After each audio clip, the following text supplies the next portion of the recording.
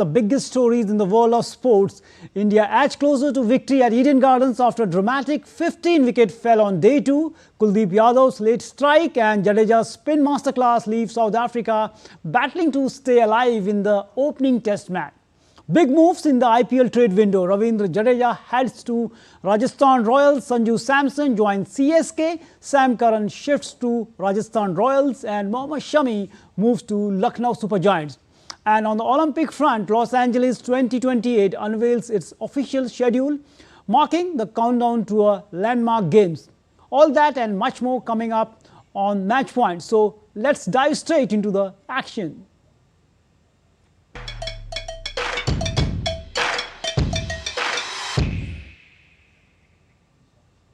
So India ended day 2 firmly on top against South Africa in the first test match at the Eden Gardens in Kolkata. 15 wickets fell in a day dominated by bowlers, with South Africa struggling at 93 for 7 in their second innings at stumps with a lead of only 63 over the host. Ravindra Jadeja ripped through the South Africa's middle order with a superb 4-wicket spell, including 2 in 1 over. Jadeja dismissed Adrian Markram, Tristan Stubbs, Van Mulder and the Tony De Jose.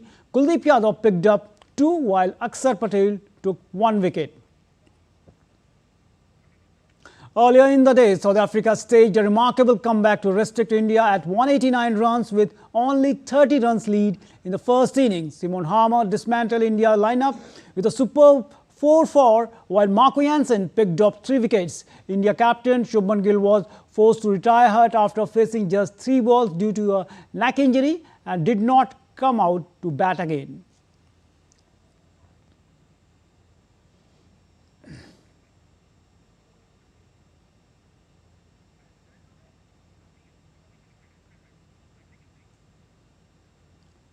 And did India correspondent Gaurav Kumar joining us on this story. Gaurav, India started the second day 122 runs behind in the first innings with 9 wickets in hand. Less than 6 dramatic hours of cricket later, they were sensing a win, having reduced South Africa to 63 for 7 in their second innings. So Gaurav, India heading for a big victory here at Eden Gardens? Yeah, definitely. Narayan, one thing I can say that India is spelling a great victory from here, because if you see the second day session, if we go to the session wise, the first session the 3 wickets have come, then another the second session 6 wicket, and then another at the last of the session if you go there the 6 wickets again. So in total there are 15 wickets have fallen in today's session. But definitely if we talk about the Indian bowlers, they come back superbly, and I can say one thing that now the South Africa has the score of 93 for 7, and they have a lead of 63 runs. But it doesn't mean anything for them as of now, because if you see this Eden pitch, it has a history of these type of scoring on the very third day. If we go back to the last the test between India and Bangladesh, which has been played over here in year 2019, that test also came to an end on a very third day. You can say that yes, it's not very far. India is not very far away from their historical victory. But yes, though you have to be very careful, because on the third day, this pitch will create a good problem for the Indian batters too. Narayan? As you mentioned that on third day it will be difficult because the pitch has been crumbled. It was not on the expected line on day 1. It was looking like an typical Indian wicket, but as you mentioned, after the second session it became a whole together a different pitch. But Gaurav, talking about the Ravindra Jadeja, once again creating history in the elite list. He became the 4th cricketer to join the list of cricketers having 300 wickets and more than 4,000 runs. So how you look Jadeja as an overall package, and now he has been shifted his franchisee from CSK to Rajasthan Royals from where it started. So how you look overall Ravindra Jadeja as a pure complete cricketing package? Narayan, if we talk about Ravindra Jadeja, you never miss him because whatever the schedule, whatever the team, wherever you play, his role is always be a major role. He plays a key role for Indian team.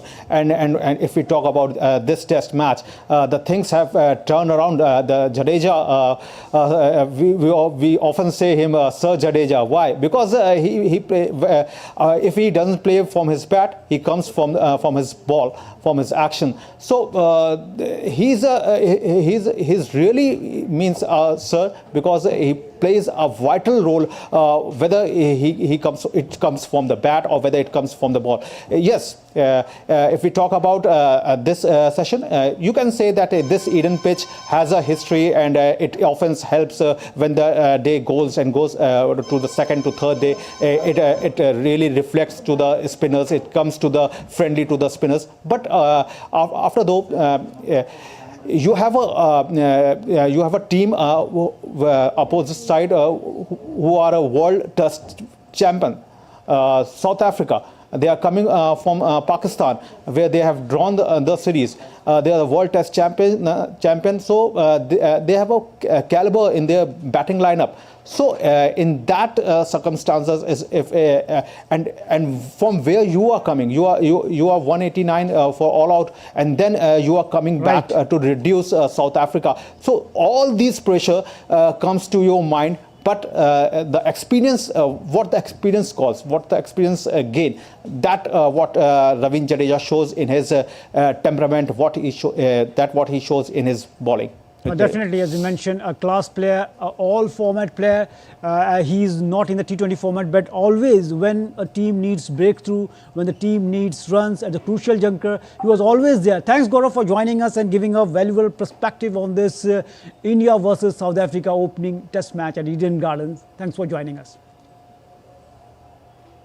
Now shifting focus to IPL trade window, where we saw today was a deadline day and we saw the massive retention and releases from the IPL franchisee. And talking about this deadline day, Andre Russell and the Venkatesh Iyer became the two big release in the IPL 2026 retention deadline day. Punjab Kings, who ended up as the runner-up last season, have released Australian trio of Glenn Maxwell, Aaron Hardy and Josh English. Every team has spent weeks negotiating contracts, weighing performances and exploring internal trades and assessing long-term squad needs. And if you talk about the currently, right now, the franchisees have agreed the following trades. And here, let's take a look at the list of key players released by the different franchisees. First, Ravindra Jadeja, the senior all-rounder and the former Chennai Super Kings captain. Ravindra Jadeja will represent Royal Challengers Bangalore in the upcoming IPL season. Following, we can say, the successful trade. Jadeja, who played CSK for the 12 seasons, is among the most experienced players in the league, having played over 250 games. As a part of the trade agreement, his league fee has been revised from 18 crores to 14 crores. And talking about the next player, that is Sanju Samson, the captain of the Rajasthan Royals and India wicketkeeper batter, will now represent Chennai Super Kings at his existing league fee of the 18 crore. One of the most experienced player in the league. Samson has played 177 IPL matches. CSK will be only the third franchisee of his career. Since making his IPL debut in 2013, the senior pro has represented RR in all but 2 seasons, 2016 and 2017, when he played for the Delhi Capitals. Sam Curran, the England all-rounder, will move from Chennai Super Kings to Rajasthan Royal at his existing fee of rupees 2.5 crore following a successful trade. The 27-year-old has played 64 IPL matches, and RR will be his third franchisee, having previously represented Punjab Kings in 2019, 2023 and 2024 and CSK in other seasons. Now Mohammed Shami, the frontline bowler for the India, he used to be turned out for the Lucknow Super Giants after a successful trade. And Shami, the second most expensive acquisition for the Sunrisers Hyderabad, had for the IPL 2025 season at 10 crores, will move to LSG at his existing fee The senior pacer brings a wealth of experience, having played 119 IPL matches across 5 franchises since making his debut in 2013. Before joining SRH, Shami was an integral part of Gujarat Titans setup and clinched the purple cap in 2023 with 28 wickets in 17 matches. Although he missed the 2024 season due to injury, he enjoyed an equally impactful 2023 campaign, contributing 20 wickets to Gujarat Titans' title triumph. Now, Mayank Markanday, the leg spinner, Markanday will return to his former franchise, the Mumbai Indians, following a successful trade from the Kolkata Knight Riders, acquired by KKR for a fee of rupees 30 lakh. Markanday will join Mumbai Indians at his existing fee. Markanday began his IPL career with Mumbai Indians, representing franchisee in the 2018, 2019 and 22 before turning out for the Rajasthan Royals in 2021 and Sunrisers Hyderabad in 2023 and 2024. He has featured in 37 IPL matches, taking 37 wickets. Now, Arjun Tendulkar, the bowling all-rounder, will represent Lucknow Super Giants. Now, following a successful transfer from Mumbai Indians, Arjun will move to LSG at his existing fee of rupees 30 lakh. Picked up by Mumbai Indians at the 2021 IPL auction, he made his IPL debut for the franchisee in 2023. And now Nitish Rana, the left-handed batter, will represent Delhi Capitals following a trade from Rajasthan Royals. He will continue at his existing fee of rupees 4.2 crore, which Rajasthan Royals had bid for at the auction ahead of the IPL 2025 season. Rana, who has featured in over 100 games, captained Kolkata Knight Riders in 2023 when Shreyas Iyer was sidelined due to injury. And Donovan Ferreira, the all-rounder, will return to his first franchisee Rajasthan Royals following a trade from the Delhi Capitals. As per the transfer agreement, his fee has been revised from rupees 75 lakh to 1 crore. So we saw the deadline day where massive trade took place. The franchisees confirmed their retentions and releases ahead of the IPL 2026 auction. And DD India correspondent Abhishek Prasad joining us on the IPL trades and retentions and releases. Abhishek, a very warm welcome. We saw deadline day was today at the 3 p.m. and a massive trade we saw on the final day too. Players were released by many franchisees, as we saw KKR releasing many. The players who were with them for a very long time. So in the whole process, who do you think the gainer or loser? Definitely, Narayan. I think Sanju Samson, the big news is of Sanju Samson, who has been traded to Chennai Super Kings. He has played 13 IPL seasons for Rajasthan. He made his debut in 2013. But he has captained Rajasthan from 2021. But I think the CSK franchise have a pretty good advantage here. They have let go of Mathish Pathirana, Devon Convoy, Ravindra Jadeja and Curran. So they have a total of 43.4 crores of purse has been left. But Sanju Samson coming into the Chennai Super Kings, that opens the door for another wicketkeeper option, given that MS Dhoni is not much far away from retirement. So this is the big news that we have been tracking for in IPL retention. Other than that is Andre Russell, the release of star all-rounder Andre Russell from Kolkata Knight Riders. I mean, Kolkata have been the winner of IPL in 2024.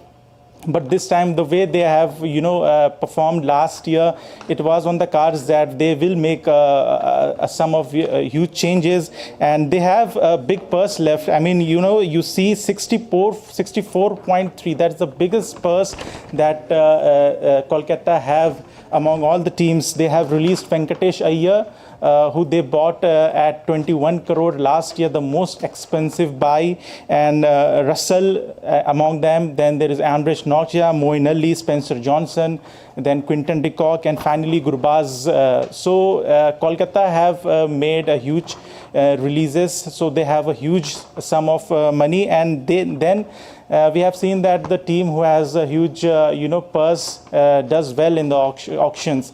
And apart from that, as you said, that Samson has been traded to CSK, the same Jadeja, Rajasthan Royal has brought in Ravindra Jadeja and Sam Curran, and they have also let go Nitish Rana, so that they have various options at their hand whom they can play. So overall, I think Kolkata and Rajasthan these are the two teams who as of now is looking good, but rest will depend on IPL auctions, which is will take place in December.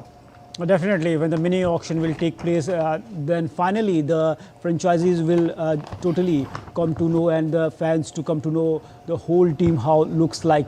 But Abhishek, one thing is that I want to know how the relation between the players and franchisees. If you take a look, players like Ravindra Jadeja being associated with CSK for a very long time, same with Sanju Samson with RR very long time. If we take a look, there is a big bonding between Venkatesh Iyer and KKR, and also Andre Russell was there. So how you look this bonding, how emotionally it's tough for the players and the franchisee to release the player who have been there at their club for a very long time, because you know that they were just adored like the heroes, like demigods in their various clubs. Just explain this thing to our viewers.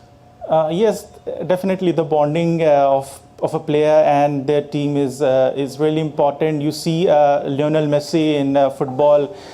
He has recently just commented about his that he wanted to return to his former club Barcelona. So in IPL or in club cricket or in club team, wherever a franchise is playing, the bond between player and team becomes very crucial. And if you talk about Sanju Samson made his debut in 2013 when he was 17-year-old, and Rahul Dravid brought him, and from there on Sanju Samson became a very good name in the IPL. He has started to perform, and he has truly performed on the faith of all the franchise. So that becomes very crucial. A player becomes loyal. You see Virat Kohli has been playing for the same franchise since IPL started. And if you look at MS Dhoni, he has been playing for CSK. Leave apart that's 2 seasons that CSK got banned, but he has been playing for Chennai Super Kings from the past 17 to 18 years. So a player knows a team very well. A team management also knows how the player behaves, right. How the player performs. So a bonding between a team and a player becomes very important, given the take that how this pure management functions. Definitely, it's a part and parcel of the game that you are released at one point of time, because the demand of the sports is like that. There are certain factors. Age is a factor, form is a factor, and something there's the plans of the franchisee, how they want to take their team forward. Thanks, Abhishek, for joining us and giving a fantastic analysis of this IPL trade window for the season 2026. Thanks a lot. And talking about one of the teen sensation in the world cricket, that is, he's from India, the 14-year-old Bihar's teen batting sensation, Vaibhav Sooryavanshi hit 144 of just 42 balls in India's opening game in the Asia Cup Rising Stars 2025 against UAE at Doha. Sooryavansi's century, coming off just 32 balls, was the joint second fastest by an Indian batter in the T20 cricket. The young opener played an electrifying knock, including 15 sixes, showcased his immense talent. This was Sooryavansi's second T20 century, following his 35 ball for Rajasthan Royals in the IPL 2025. He is the youngest man to score 100 in the T20s. Coaches lauded his potential, comparing him with Rohit Sharma and Virendra Sehwag. And the 74th Inter-Services Wrestling Championship 2025 concluded in Delhi on Friday at the Kuldeep Yadav Indoor Hall. The championship, held from 12th to 14 November, showcased the discipline, determination and the sportsmanship that define Indian Armed Forces. Over 80 wrestlers from 4 teams competed across 10 weight categories in both freestyle and Greco-Roman events. Army Red emerged victorious, lifting the championship trophy. The championship also highlighted the high levels of fitness, combat readiness and team spirit displayed by the participants, reaffirming the armed forces commitment to nurturing sporting excellence and encouraging the young athlete to pursue wrestling at competitive levels. The arrangements, the coordination and the athlete support have been outstanding, and your dedication ensures that the services remain at the forefront of this sporting excellence. My sincere compliments to the Services Sports Control Board for its continued leadership in nurturing talent and promoting healthy, competitive spirit across all the three services. My heartiest congratulations to the winners of this year's championship, Army Red. Big cheers. And the preparation for the 2026 Glasgow Commonwealth Games are picking pace. As a part of the build-up for the King's Baton relays were unveiled in New Delhi this week, Sports Minister Mansukh Mandavia and the British High Commissioner to India, Linda Cameron, attended the event. This edition of the relay is unique because of the first time each country will have its own baton, reflecting the civilization and culture of the respective Commonwealth nation. The baton will travel through all 74 Commonwealth countries and territories, promoting hope, unity and collaboration. Notably, the baton carries a message from the head of the Commonwealth, which is read during the opening ceremony. The 2026 Commonwealth Games will be held at Glasgow in Scotland from 23rd July to the 2nd of August next year. Baton सारे देश में जाएगी ये संदेश लेके, friendship का, equality का, sportsmanship का। दोस्तों, देश बदल रहा है, देश आगे बढ़ रहा है, नया भारत बन रहा है। ये नया भारत बड़े स्पोर्ट्स टूर्नामेंट भी कर सकता है। A new India world cup आयोजित भी करता है और वर्ल्ड कप जीतता भी है। ए न्यू इंडिया है। आने वाले दिनों में हम स्पोर्ट्स में बेस्ट परफॉर्मेंस करेंगे। Organizers unveiled the schedule for the 2028 Los Angeles Olympic Games with spotlight on the women's 100 meters competitions and a Super Saturday session. The competition starts with the opening ceremony on 14th July and ends with the closing ceremony on 30th July. The biggest ever games will feature 11,200 athletes in 51 sports across 49 venues.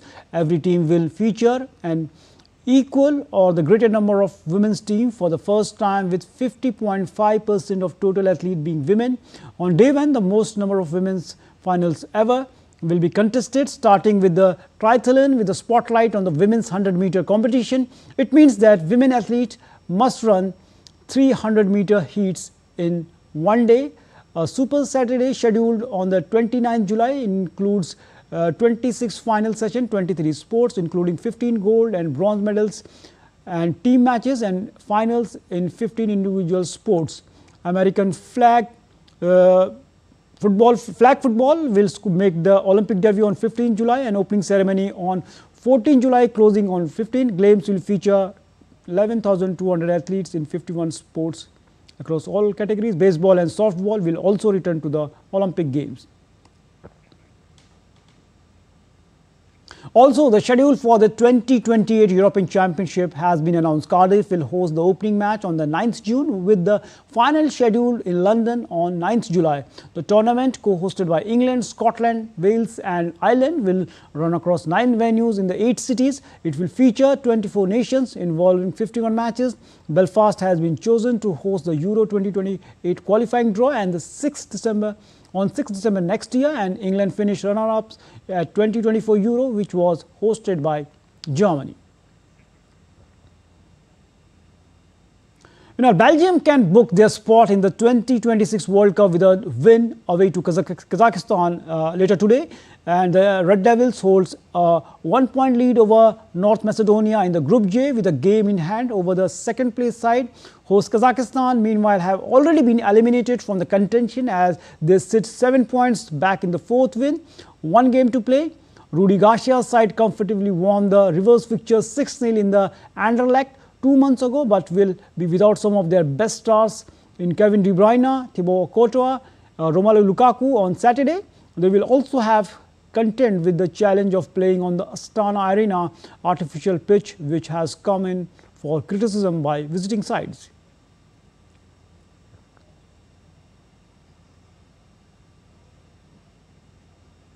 We all know Kevin. We know how good he is. He's been with the national team for a number of years now and is a very important player for the group. His quality can make the difference in any given match, any given situation. He's a very intelligent player on the pitch and he works very hard. So he's obviously going to be a miss for us. Him as well as Romelu Lukaku and Courtois. It will be up to us as a team to make up for their absence. When the opportunity arises to take 3 points, add another win to this campaign and seal qualification for the 2026 World Cup, they're going to seize this opportunity. To not play at 100% would be a mistake. My role is to say to everybody, not just you, but to the fans and also to my players, that we need to be at 100% tomorrow. If we are at 100%, we'll be in with a good chance to qualify tomorrow night. I don't want to wait until Tuesday to qualify. I want us to have already qualified tomorrow evening here in Kazakhstan. And that's all we have you for on Match Point this week, where passion, the sporting passion truly meets the performance. So keep the sporting spirit alive and join us next week for more action, insights and inspiration from the world of sports. Thanks for watching. Namaskar.